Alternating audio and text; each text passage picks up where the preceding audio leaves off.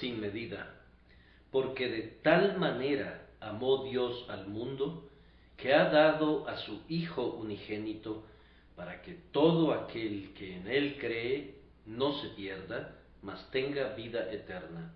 Juan 3:16. Me sorprendió grandemente el otro día, al repasar la lista de textos sobre los que he predicado, descubrir que no hay ningún rastro de que alguna vez haya predicado acerca de este versículo.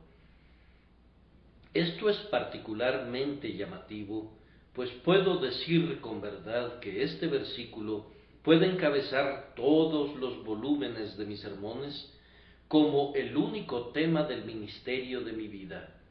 El único trabajo de mi vida ha sido proclamar el amor de Dios para los hombres en Cristo Jesús. Escuché hace poco un comentario acerca de un anciano ministro de quien se decía, independientemente de cuál fuera su texto, nunca dejaba de predicar a Dios como amor y a Cristo como la expiación por el pecado. Yo quisiera que se pudiera decir lo mismo de mí. El deseo de mi corazón ha sido lanzar al viento como con una trompeta las buenas nuevas que de tal manera amó Dios al mundo, que ha dado a su Hijo unigénito, para que todo aquel que en él cree no se pierda, mas tenga vida eterna. En breve nos vamos a sentar alrededor de la mesa de la comunión, y no puedo predicar acerca de este texto nada que no sea un sencillo sermón evangélico. ¿Pueden desear una mejor preparación para la comunión? Tenemos comunión con Dios y con nuestros hermanos sobre la base del infinito amor que es manifestado en Jesucristo nuestro Señor. El Evangelio es el bello mantel de lino blanco que cubre la mesa en la que se celebra la fiesta de la comunión. Las verdades más elevadas, esas verdades que pertenecen a una experiencia de mayor luz, esas verdades más ricas que pregonan la comunión con la vida más elevada, todas son de mucha ayuda para la Santa Comunión, pero estoy seguro que no más que esas verdades fundamentales y fundacionales que fueron los medios para que entráramos por primera vez al reino de Dios. Tanto los bebés en Cristo como los hombres en Cristo se alimentan aquí con un alimento común. Vamos, ustedes que son santos entrados en años, sean niños de nuevo, y ustedes que han conocido al Señor por largo tiempo, tomen su primer abecedario y repasen el ABC de nuevo al aprender que de tal manera amó Dios al mundo, que dio a su Hijo para que muriera, para que el hombre pudiera vivir por medio de él. No los estoy invitando a una lección elemental porque ustedes han olvidado las primeras letras, sino más bien porque es una cosa buena refrescar la memoria y es una cosa bendita sentirse joven de nuevo. Lo que de siempre se ha conocido como el abecedario no contiene más que letras, y sin embargo todos los libros en nuestro idioma se escriben utilizando esa fila de letras. Por eso yo los invito a ir otra vez a la cruz, a ir a Él que se desangró en la cruz. Es bueno que todos nosotros regresemos a veces a nuestro punto de partida y nos aseguremos que vamos bien por el camino eterno. Es más probable que continúe el amor de nuestros esponsales si una y otra vez comenzamos allí donde Dios comenzó con nosotros y donde nosotros comenzamos con Dios por primera vez. Es bueno que vengamos a Él otra vez, como venimos en aquel primer día cuando, desvalidos, necesitados, cargados, estuvimos llorando al pie de la cruz y dejamos nuestra carga junto a sus pies traspasados. Allí aprendimos a mirar y a vivir y a amar, y allí queremos repetir la lección hasta que la podamos ensayar de manera perfecta en la gloria. Hoy tenemos que hablar acerca del amor de Dios. De tal manera amó Dios al mundo. Ese amor de Dios es una cosa muy maravillosa, especialmente cuando lo vemos volcado sobre un mundo perdido, arruinado, culpable. ¿Qué había en el mundo para que Dios lo amara de esa manera? No había nada amable en él. Ninguna flor fragante crecía en ese árido desierto. Enemistad en contra de él, odio hacia su verdad, desprecio hacia su ley, rebelión en contra de sus mandamientos.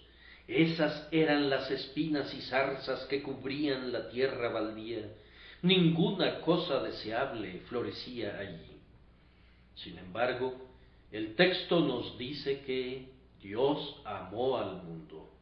Lo amó de tal manera que aún el escritor del libro de Juan no podía decirnos cuánto, pero lo amó de una manera tan grande, tan divina, que dio a su Hijo, su único Hijo, para que redimiera al mundo de perecer y para que juntara del mundo a un pueblo para su alabanza. ¿De dónde vino ese amor? No de nada externo al propio Dios. El amor de Dios surge de Él mismo. Él ama porque es su naturaleza el hacerlo. Dios es amor. Tal como lo he mencionado, nada sobre la faz de la tierra pudo haber ameritado su amor. Más bien, había mucho que ameritaba su desagrado. Esta corriente de amor fluye de su propia fuente secreta en la deidad eterna, y no le debe nada a ninguna lluvia procedente de la tierra, ni a ningún riachuelo. Brota de debajo del trono eterno y se abastece de las fuentes del infinito.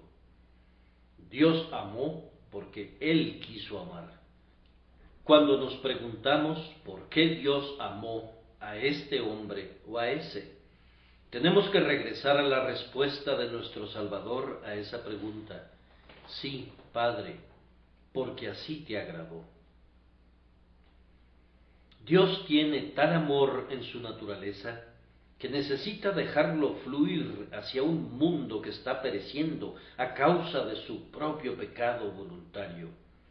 Y cuando fluyó era tan profundo, tan ancho, tan fuerte, que ni siquiera la inspiración podía calcular su medida, y por lo tanto el Espíritu Santo nos dio esas grandiosas palabras de tal manera, dejando que nosotros intentemos medirlo conforme vamos percibiendo más y más ese amor divino.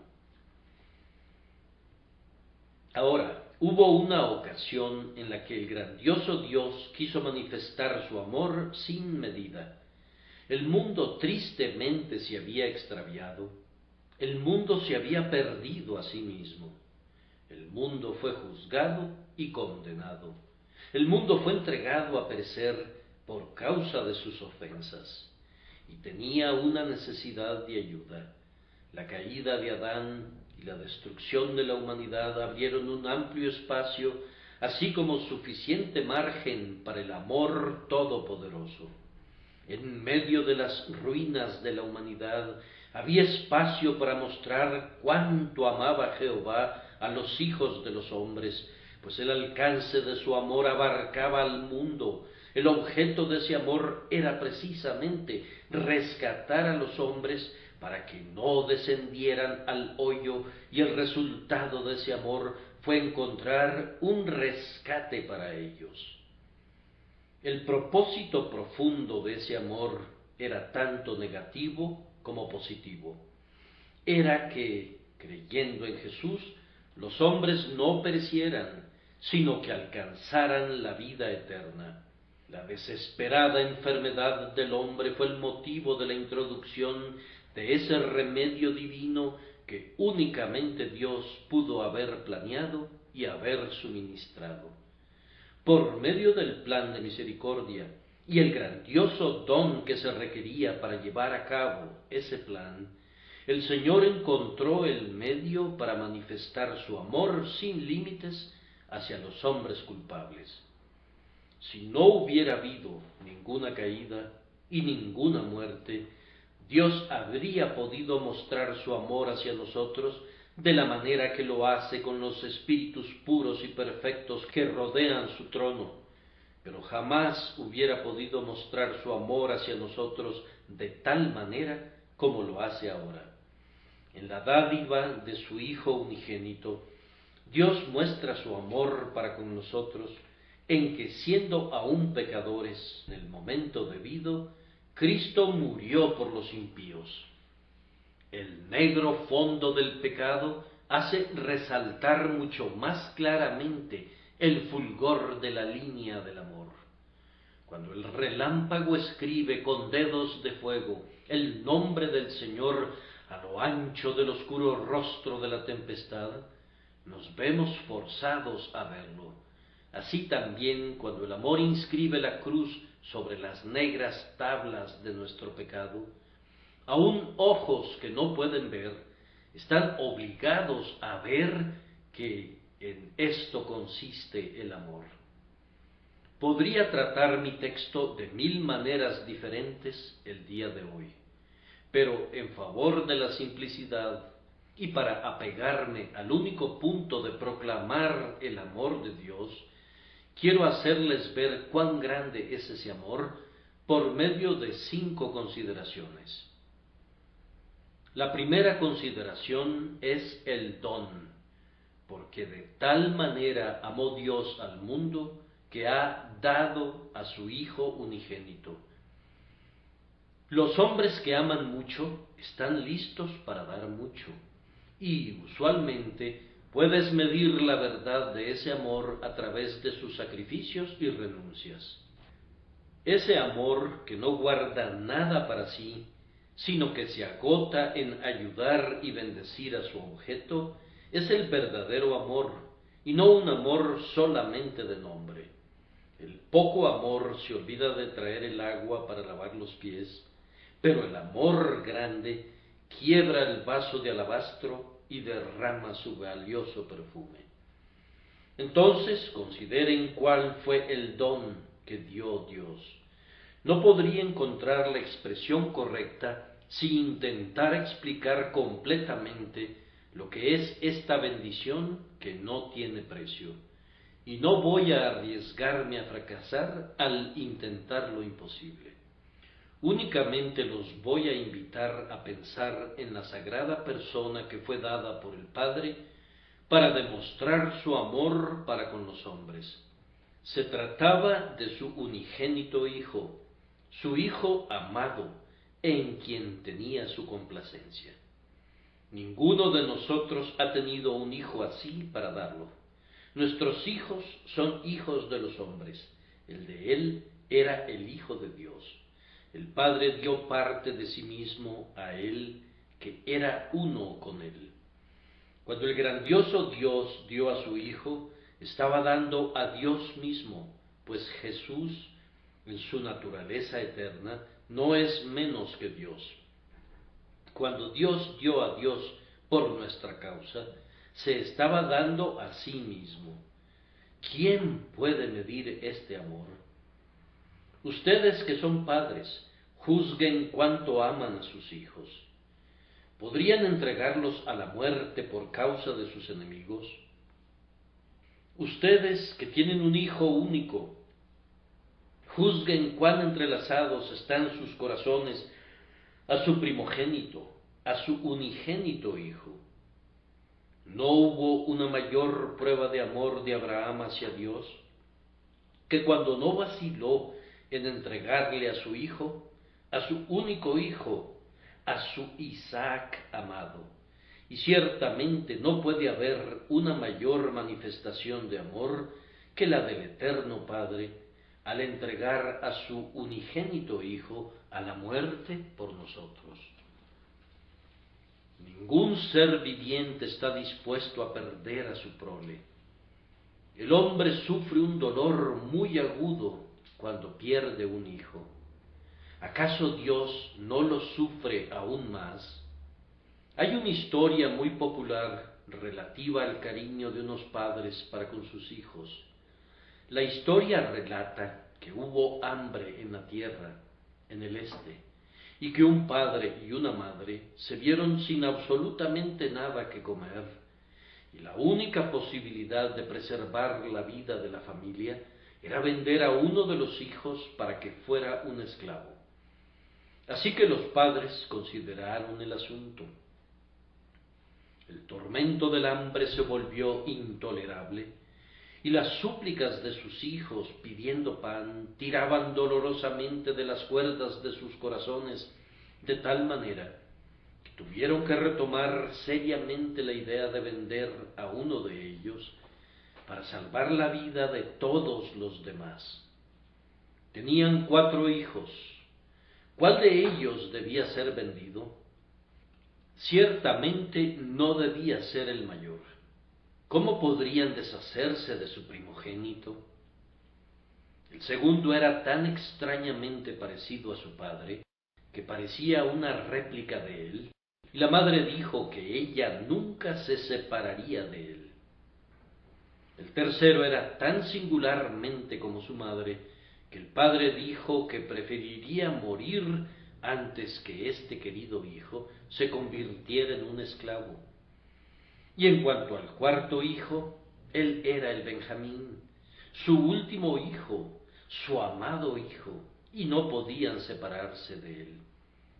Finalmente concluyeron que era mejor que murieran todos juntos que separarse voluntariamente de alguno de sus hijos. ¿No simpatizan ustedes con esos padres? Veo que sí simpatizan. Sin embargo, Dios nos amó de tal manera que, para decirlo con mucha fuerza, parecería que nos amó más que a su único hijo y no lo libró a él para perdonarnos a nosotros. Dios permitió que su hijo pereciera de entre todos los hombres para que todo aquel que en él cree no se pierda, mas tenga vida eterna. Si deseas ver el amor de Dios en este gran procedimiento, debes considerar cómo dio Él a su Hijo. Él no entregó a su Hijo, como tú lo podrías hacer, a alguna profesión en la consecución de la cual podrías gozar de su compañía, sino que mandó a su Hijo al exilio entre los hombres. Lo envió a la tierra, a aquel pesebre, unido en una perfecta humanidad que al principio estaba contenida en la forma de un infante. Allí dormía donde se alimentaban unos bueyes de largos cuernos. El Señor Dios envió al heredero de todas las cosas para que trabajara en el taller de un carpintero, martillando clavos, usando el serrucho, empujando el cepillo.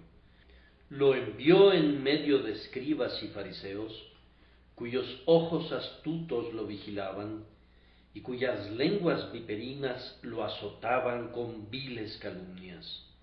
Lo envió a la tierra para que sufriera hambre y sed en medio de una pobreza tan terrible que no tenía un lugar donde apoyar su cabeza. Lo envió a la tierra para que lo azotaran y lo coronaran de espinas y le dieran de puñetazos y le abofetearan. Al fin lo entregó a la muerte de un criminal, la muerte del crucificado. Contemplen esa cruz y vean la angustia de quien muere en ella y observen de qué manera el Padre lo ha entregado, que esconde su rostro ante él y parecería como que no lo reconoce. Lama Sabactani nos revela de qué manera tan completa Dios entregó a su Hijo para rescatar las almas de los pecadores. Lo entregó para que fuera hecho maldición por nosotros. Lo entregó para que muriera el justo por los injustos, para llevarnos a Dios. Queridos amigos, yo puedo entender que ustedes se separen de sus hijos para que vayan a la India en el servicio de su Majestad, o para que vayan como misioneros a Camerún o al Congo en el servicio de nuestro Señor Jesús. Puedo entender muy bien que los entreguen aún a pesar del espectro frente a ustedes de un clima que respira peste, pues si mueren, habrán muerto honorablemente por una gloriosa causa. Pero, ¿acaso podrían pensar en una separación que los conducirá a la muerte de un criminal sobre un patíbulo, execrados por aquellas mismas personas a quienes buscaban bendecir, despojados de las ropas de su cuerpo y abandonados completamente en su mente? ¿No sería todo eso demasiado? ¿Acaso no exclamarían: no puedo separarme de mi hijo por causa de unos canallas como estos? ¿Por qué habría de morir una muerte cruel por seres tan abominables que tienen el descaro de lavarse sus manos en la sangre de su mejor amigo? Recuerden que nuestro Señor Jesucristo murió de una muerte que sus conciudadanos consideraban como una muerte maldita. Para los romanos era la muerte de un esclavo condenado, una muerte que contenía todos los elementos de dolor, deshonra y escarnio entremezclados al límite máximo. Mas Dios muestra su amor para con nosotros, en que siendo aún pecadores, Cristo murió por nosotros. Oh, qué maravilloso el alcance de ese amor, que Jesucristo haya tenido que morir. Pero todavía no puedo dejar este punto hasta no hacerles ver el momento en que Dios dio a su Hijo, pues ese momento revela amor. Porque de tal manera amó Dios al mundo que ha dado a su Hijo unigénito. Pero ¿cuándo hizo eso? En su propósito eterno, Él hizo esto desde antes de la creación del mundo. Las palabras utilizadas aquí, ha dado a su Hijo unigénito, no pueden referirse exclusivamente a la muerte de Cristo, pues Cristo no estaba muerto en el momento en que se expresaron las palabras de este tercer capítulo de Juan. Nuestro Señor acababa de hablar con Nicodemo, y esa conversación tuvo lugar al principio de su ministerio. El hecho es que Jesús fue siempre el don de Dios. La promesa de Jesús fue hecha en el huerto del Edén, casi tan pronto como Adán cayó. En el punto donde se llevó a cabo nuestra ruina, un libertador fue provisto cuyo calcañar debía ser herido, pero que destrozaría la cabeza de la serpiente bajo su pie. A lo largo de todas las edades, el Padre grandioso mantuvo su don. Él siempre vio a su unigénito como la esperanza del hombre, la herencia de la simiente elegida, que en él poseería todas las cosas. En cada sacrificio, Dios renovaba su don de gracia, reafirmando que Él había provisto el don y que nunca retiraría su promesa.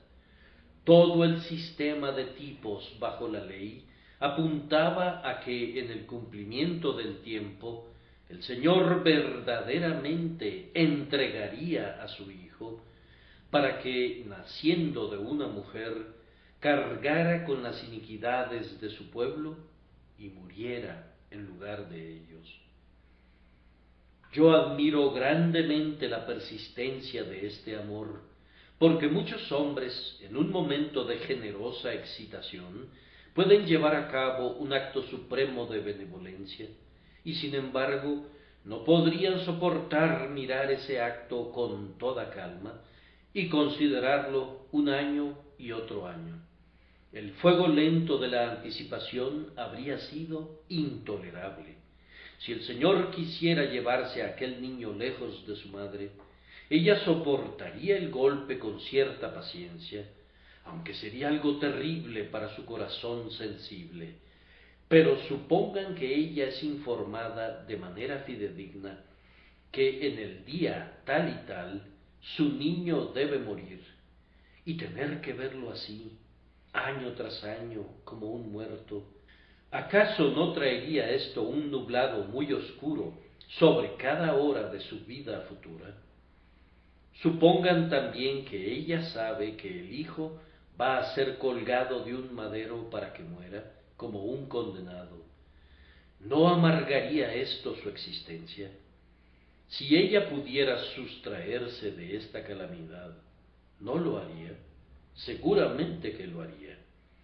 Sin embargo, el Señor Dios no escatimó a su propio Hijo, sino que voluntariamente lo entregó por todos nosotros, entregándolo en su corazón a través de las edades.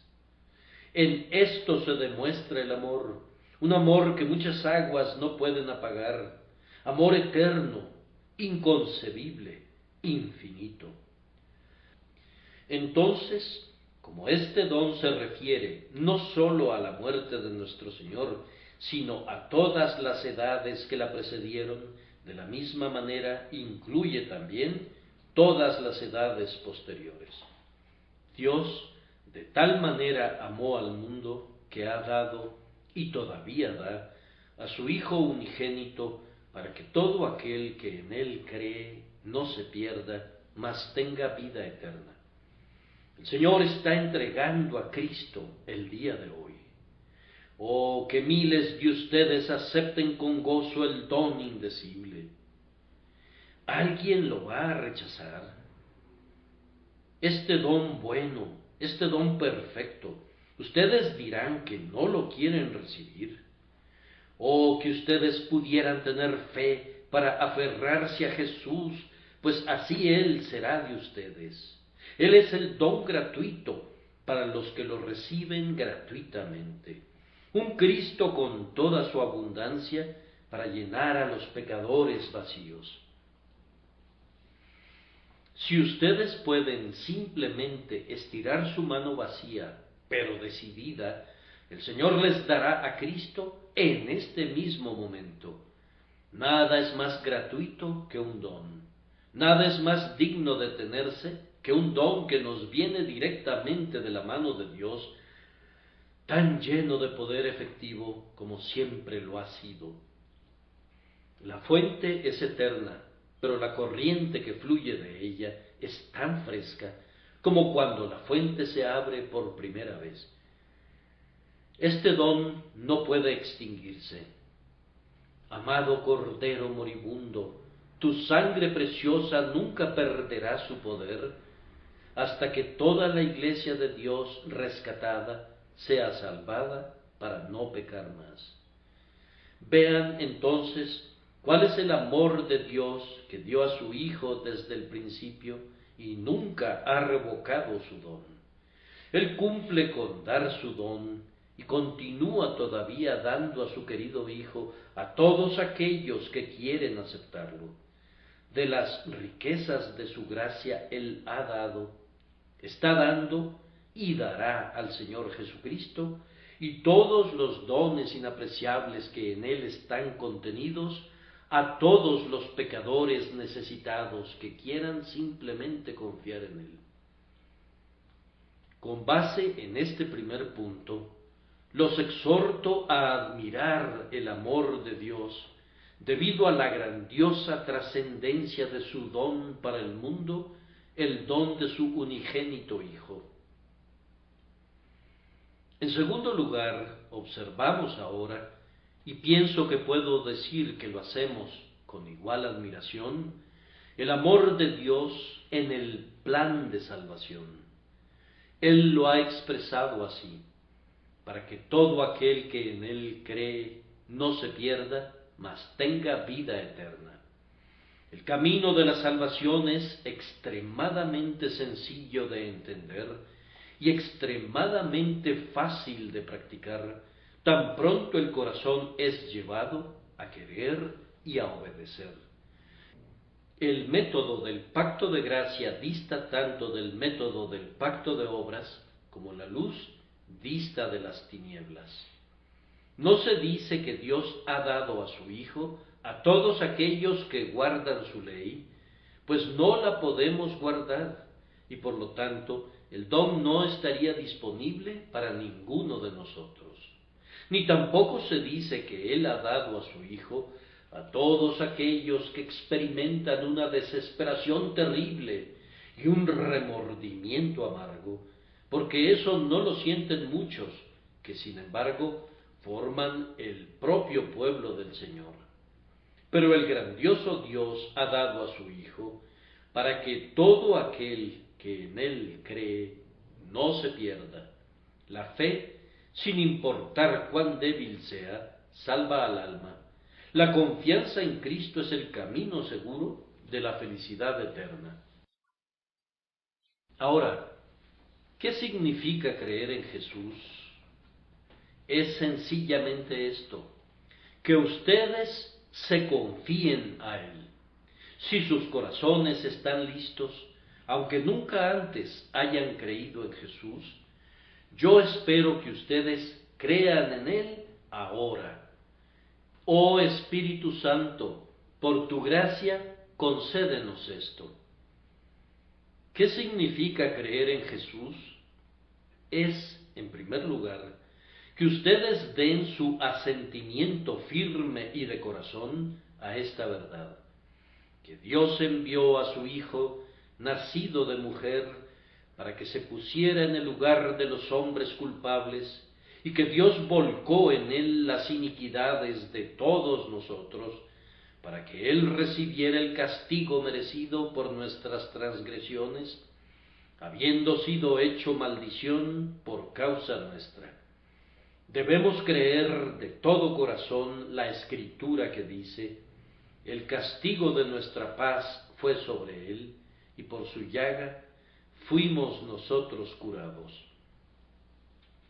Les pido que den su asentimiento a la grandiosa doctrina de la sustitución, que es la médula del Evangelio. Oh, que el Espíritu Santo los lleve a dar su asentimiento de todo corazón a esa doctrina de inmediato, pues siendo tan maravillosa, es un hecho que Dios estaba reconciliando al mundo consigo mismo en Cristo, no imputándoles sus pecados. Oh, deseo que ustedes pudieran sentir el gozo de que esto es verdad y pudieran estar agradecidos de que un hecho tan bendito es revelado por el propio Dios. Crean que el sacrificio sustitutivo del Hijo de Dios es cierto. No presenten objeciones al plan, no cuestionen su validez o su eficacia, como muchas personas lo hacen. Ay, ellos pisotean el grandioso sacrificio de Dios y lo consideran un triste invento.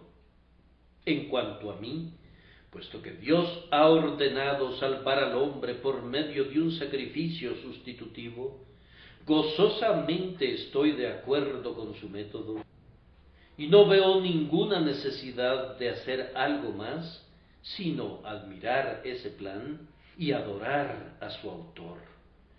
Yo me gozo y me alegro de que se haya pensado en un plan así, por el cual la justicia de Dios es vindicada y su misericordia queda en libertad de hacer todo lo que Él desea. El pecado es castigado en la persona de Cristo y la misericordia es otorgada al culpable. En Cristo la misericordia es sostenida por la justicia y la justicia es satisfecha por un acto de misericordia. El sabio, según el mundo, dice cosas duras acerca de este plan de la sabiduría infinita, pero en cuanto a mí, amo el simple nombre de la cruz y lo considero como el centro de la sabiduría, el punto central del amor, el corazón de la justicia. Este es un punto central de la fe, dar un asentimiento de corazón al hecho de que Jesús fue entregado para que sufriera en lugar nuestro, estar de acuerdo con toda nuestra alma con esta forma de salvación. El siguiente punto es que tú aceptes esto para ti mismo. En el pecado de Adán, tú no pecaste personalmente porque en ese entonces tú no existías. Sin embargo, tú caíste. Y no puedes quejarte ahora de eso, pues voluntariamente has endosado y adoptado el pecado de Adán al cometer transgresiones personales. Has puesto tus manos, por decirlo así, sobre el pecado de Adán y te has apropiado de él al cometer pecados personales y reales. Así, pereciste por el pecado de otro que tú adoptaste y endosaste, y de la misma manera debes ser salvado por la justicia de otro que debes aceptar y apropiarte de ella. Jesús ha ofrecido una expiación, y la expiación se convierte en tuya cuando la aceptas al poner tu confianza en Él.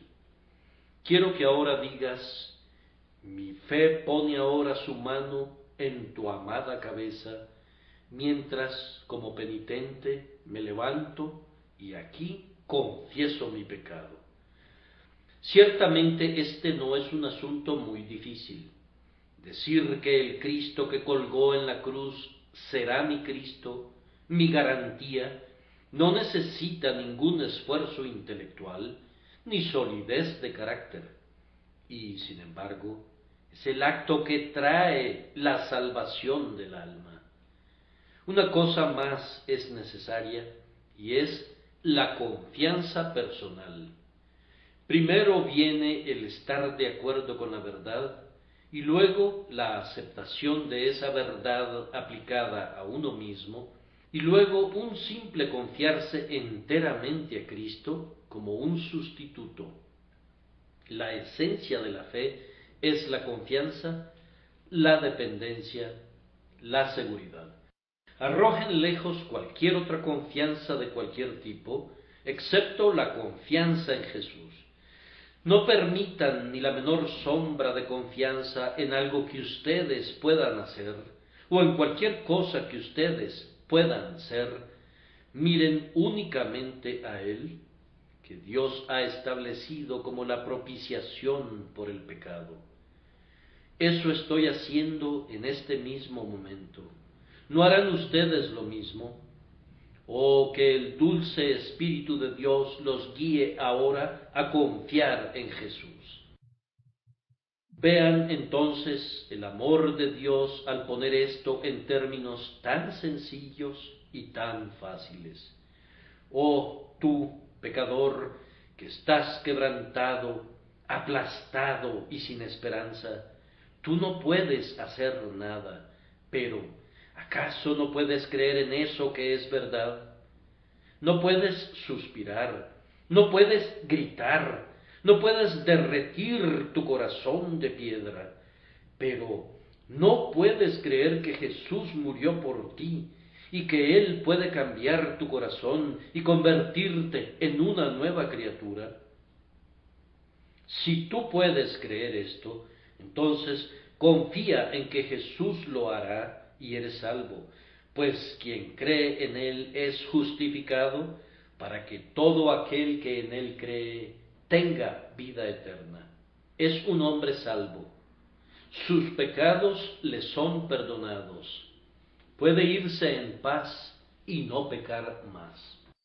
Yo admiro, en primer lugar, el amor de Dios en el grandioso don, y luego el grandioso plan por medio del cual ese don está disponible para el hombre culpable. En tercer lugar, el amor de Dios brilla con un brillo trascendente en un tercer tema, es decir, en las personas para quienes este plan está disponible y para quienes este don es dado. Ellos son descritos con estas palabras: todo aquel que en Él cree. Hay en el texto una palabra que no tiene límites. De tal manera amó Dios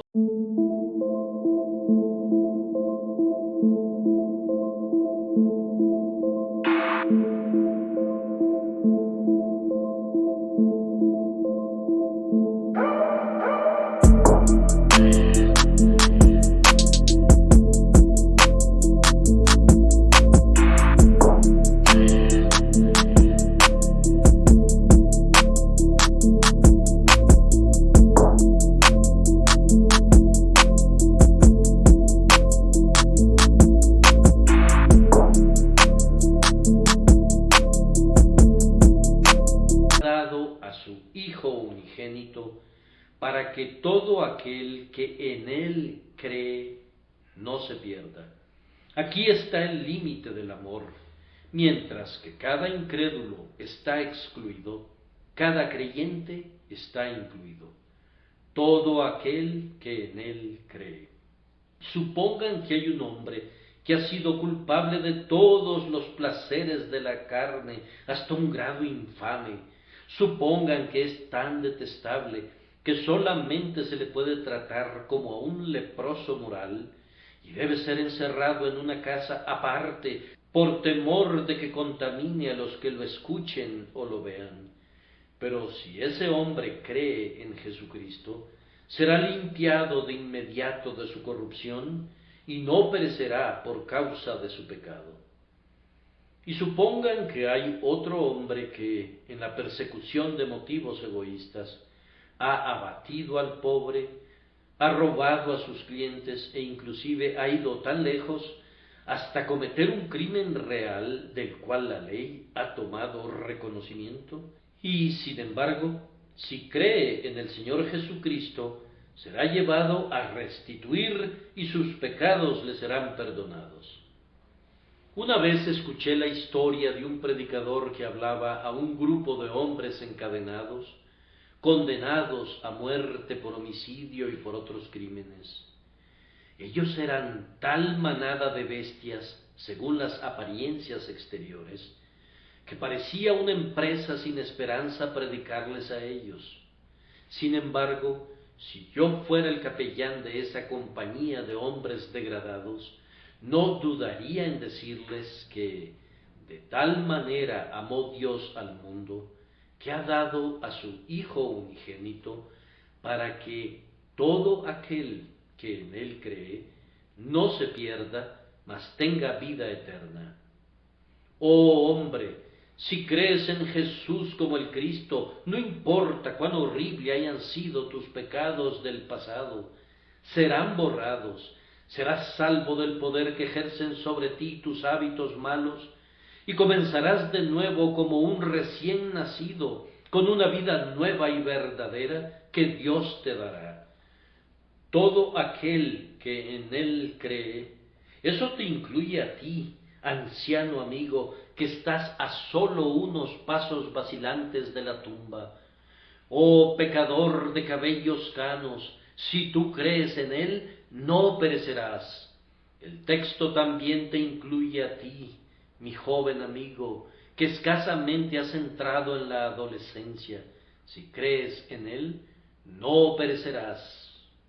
Eso te incluye a ti, hermosa joven, y te da esperanza y gozo cuando todavía eres joven. Eso nos incluye a todos nosotros, siempre y cuando creamos en el Señor Jesucristo. Ni siquiera los diablos en el infierno pueden encontrar razón alguna para que el hombre que cree en Cristo se pierda, pues está escrito, y al que a mí viene, no le echo fuera. Si acaso comentan, Señor, ¿le ha tomado tanto tiempo venir? El Señor responde, ¿ha venido? Entonces no lo voy a echar fuera debido a todas sus demoras. Pero Señor, Él recayó después de hacer una profesión de fe. ¿Ha venido finalmente? Entonces no lo voy a echar fuera debido a todas sus recaídas. Pero Señor, Él es un blasfemo de boca muy sucia.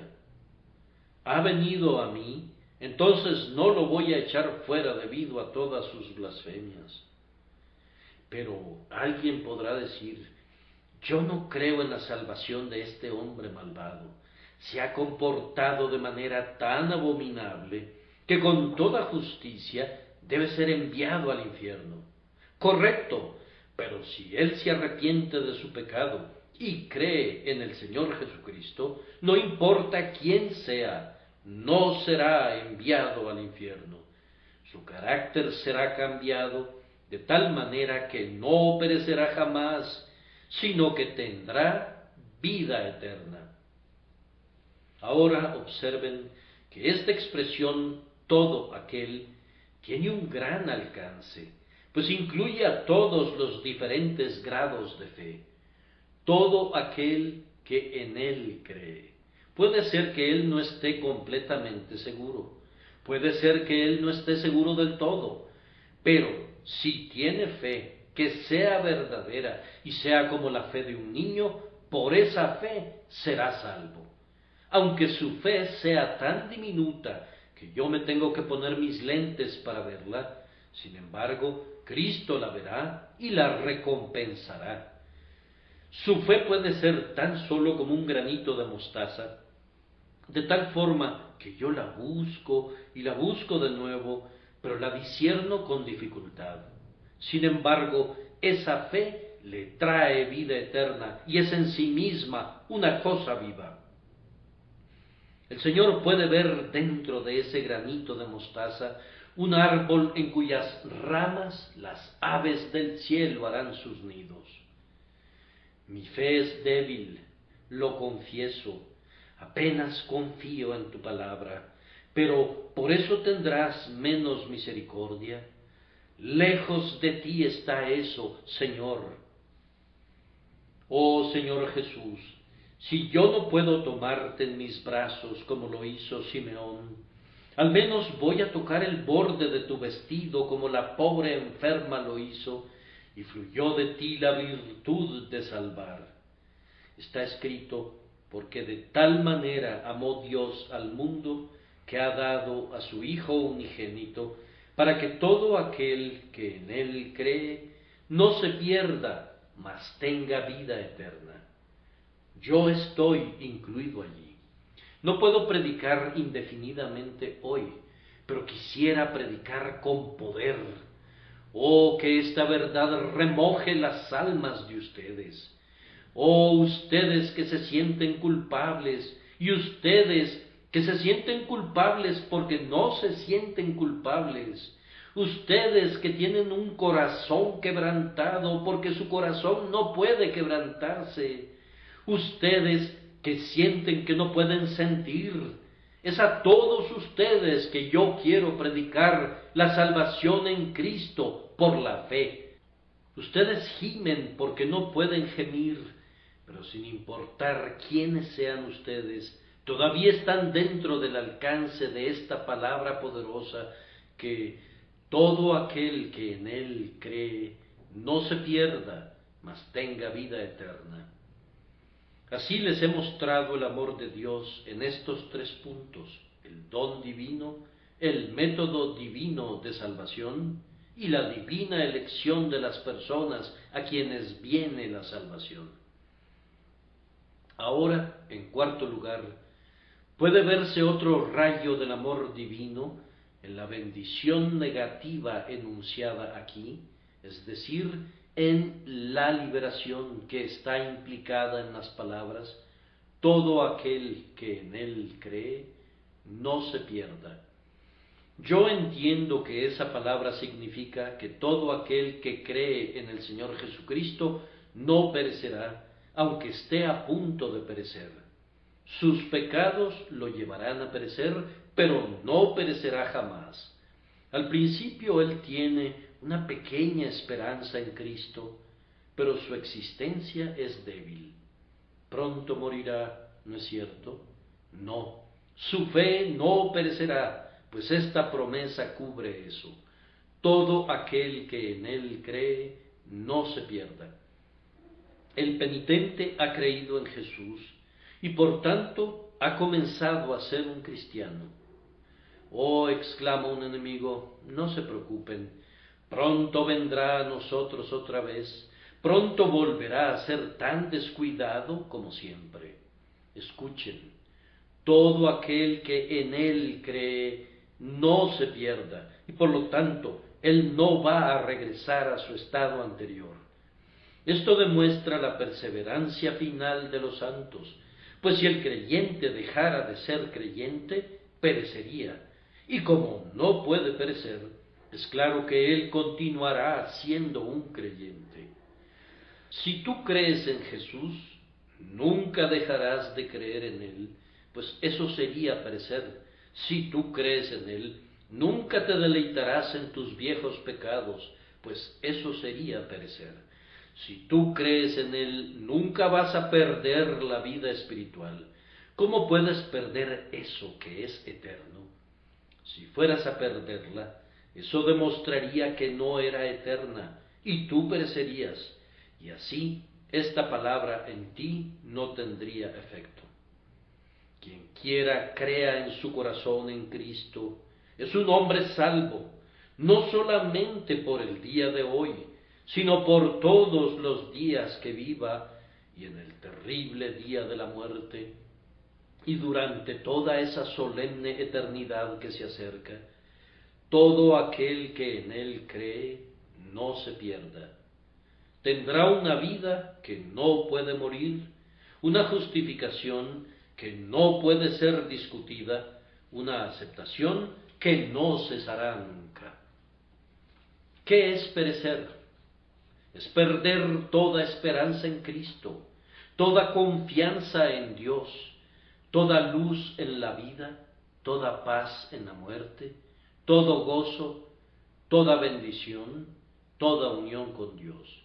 Esto nunca te pasará a ti si tú crees en Cristo. Si tú crees, serás disciplinado cuando haces el mal, pues todo hijo de Dios está sujeto a disciplina. ¿Y a qué hijo el Padre no disciplina?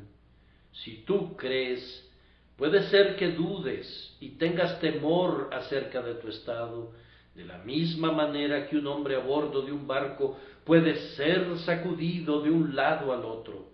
Pero tú te has subido a un barco que nunca se hundirá. Quien tiene unión con Cristo, tiene unión con la perfección, con la omnipotencia y con la gloria.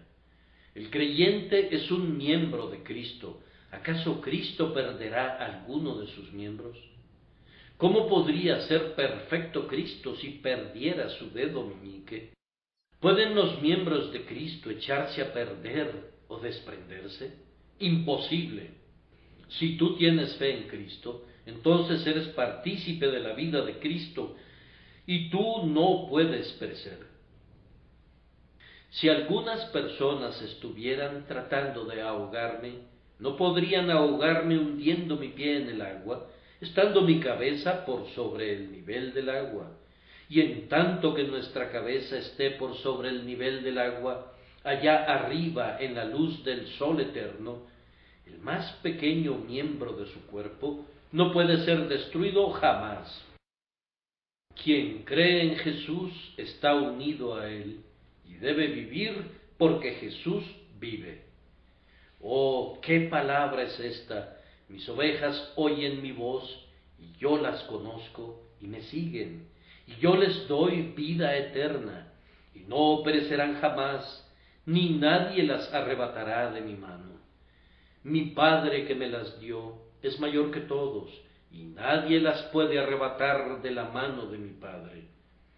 Yo siento que tengo un evangelio glorioso que predicar a ustedes cuando leo que todo el que cree en Jesús no perecerá. Yo no daría ni un centavo por ese disparate, la salvación temporal que algunos proclaman, que hace flotar al alma durante un tiempo, pero que luego la hunde en la apostasía. Yo no creo que el hombre que una vez está en Cristo pueda vivir en pecado y deleitarse en él y aún así ser salvo. Esa es una enseñanza abominable que no comparto en lo absoluto. Pero yo creo que el hombre que está en Cristo no vivirá en pecado, pues ha sido salvado del pecado, ni tampoco regresará a sus antiguos pecados para vivir en ellos, pues la gracia de Dios continuará salvándolo de sus pecados. un cambio de tal magnitud es obrado por la regeneración, que el hombre regenerado no puede vivir en el pecado, sino que ama la santidad y progresa en ella.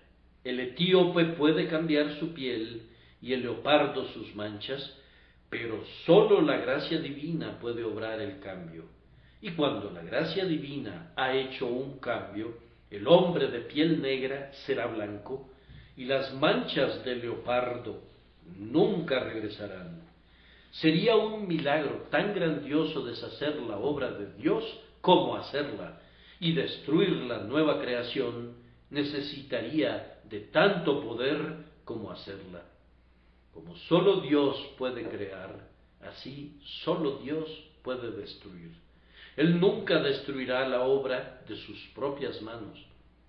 ¿Acaso Dios podría comenzar a construir y no terminar? ¿Comenzaría Él una guerra para terminarla antes de alcanzar la victoria? ¿Qué diría el diablo si Cristo comenzara a salvar un alma y fallara en su intento? Si hubiera almas en el infierno que fueron creyentes en Cristo y aún así perecieron, eso arrojaría una mancha sobre la diadema de nuestro exaltado Señor. No puede ser, no será así. De tal manera es el amor de Dios, que todo aquel que crea en su amado Hijo no perecerá. Con esta certeza nos gozamos en gran manera. La última muestra de su amor es presentada de manera positiva, en la posesión. En cierta medida tendré que regresar al mismo terreno otra vez, por tanto seré breve. Dios da a todos aquellos que creen en Cristo la vida eterna. En el instante en que tú crees, tiembla en tu pecho una chispa vital del fuego celestial que nunca se apagará. En ese mismo momento en que tú te arrojas sobre Cristo, Cristo viene a ti en la palabra viva e incorruptible que vive y permanece para siempre. Aunque sólo caiga en tu corazón una sola gota del agua celestial de vida, recuerda esto, son palabras pronunciadas por quien no puede mentir. El agua que yo le daré será en él una fuente de agua que salte para vida eterna. Cuando yo recibí por primera vez la vida eterna, no tenía la menor idea del tesoro que había recibido.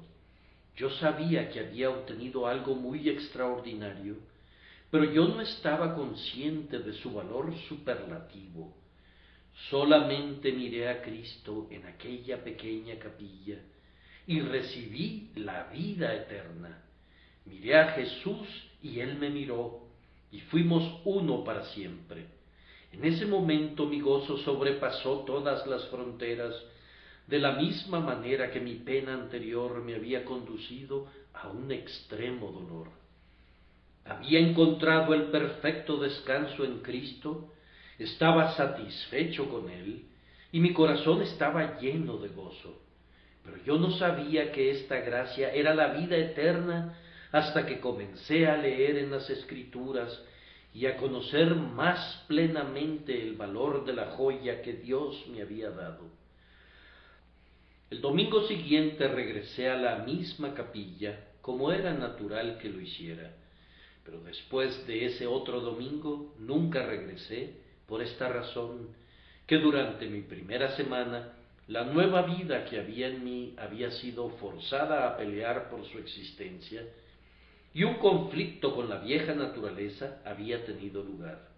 Esto era, yo lo sabía, una señal especial de la gracia que habitaba ahora en mi alma. Pero en esa misma capilla escuché un sermón que se basaba en «Miserable de mí, ¿quién me librará de este cuerpo de muerte?». Y el predicador declaró que Pablo no era un cristiano cuando tuvo esa experiencia. Siendo un bebé como lo era, yo sabía que esa era una afirmación totalmente absurda. ¿Qué otra cosa sino la gracia divina pudo producir esos suspiros y esas súplicas pidiendo la liberación del pecado que habita en nosotros? Sentí que la persona que podía predicar tales tonterías conocía muy poco acerca de la vida del verdadero creyente. Yo me dije a mí mismo, ¿cómo? ¿Acaso no estoy vivo por causa del conflicto que siento dentro de mí? Nunca experimenté esta lucha cuando yo era un incrédulo. Cuando no era cristiano, nunca gemí para ser liberado del pecado. Este conflicto es una de las evidencias más seguras de mi nuevo nacimiento. Y sin embargo, este hombre no puede verlo así. Podrá ser un buen exhortador para los pecadores, pero no tiene alimento para los creyentes. Resolví no regresar allí para buscar alimento, pues no había ninguno en ese lugar. Yo encuentro que la lucha se vuelve cada vez más intensa. Cada victoria sobre el pecado revela otro ejército de tendencias al mal, y nunca puedo enfundar mi espada, ni dejar de orar, ni de vigilar. No puedo avanzar ni un centímetro en mi camino sin orar por ese avance, ni mantener el centímetro ganado sin estar vigilante y mantenerme firme. Únicamente la gracia puede preservarme y perfeccionarme. La vieja naturaleza mataría a la nueva naturaleza si pudiera, y hasta este momento la única razón por qué mi nueva naturaleza no está muerta es esta, porque no puede morir. Si pudiera haber muerto, habría sido asesinada desde hace mucho tiempo. Pero Jesús dijo, yo les doy vida eterna. El que cree en mí tiene vida eterna, y por lo tanto el creyente no puede morir. La única religión que va a salvarte es una que tú no puedes abandonar, porque te ha poseído y no te abandonará. Si tú sostienes una doctrina a la que puedes renunciar, renuncia a ella. Pero si tus doctrinas están grabadas con fuego en ti mientras vivas, debes sostenerlas de tal manera que si fueras quemado, cada ceniza tuya llevaría esa misma verdad, porque estás impregnado de esa verdad. Entonces has encontrado la doctrina correcta. No eres un hombre salvo a menos que Cristo te haya salvado para siempre. Pero eso que te tiene agarrado de tal manera que tu apretón es sentido en el centro de tu ser es el poder de Dios. Tener a Cristo viviendo en ti y a la verdad incrustada en tu misma naturaleza. Oh, señores, esta es la cosa que salva el alma, nada más y nada menos. Está escrito en el texto, porque de tal manera amó Dios al mundo, que ha dado a su Hijo unigénito, para que todo aquel que en Él cree no se pierda, mas tenga vida eterna. ¿Qué es esta vida sino una vida que durará a lo largo de 70 años? Una vida que durará si vives más de 100 años. Una vida que todavía florecerá cuando descanses en la boca de la tumba. Una vida que permanecerá cuando hayas abandonado tu cuerpo y lo hayas dejado pudriéndose en la tumba. Una vida que continuará cuando tu cuerpo sea levantado de nuevo y estés ante el trono del juicio de Cristo. Una vida que brillará más que esas estrellas y que aquel sol y la luna. Una vida que será de la misma duración que la vida del Padre eterno. Mientras haya un Dios, el creyente no solamente existirá, sino que vivirá. Mientras haya un cielo, tú lo gozarás. Mientras haya un Cristo, vivirás en su amor. Mientras haya una eternidad, tú continuarás llenándola con deleite. Dios los bendiga y los ayude a creer en Jesús. Amén.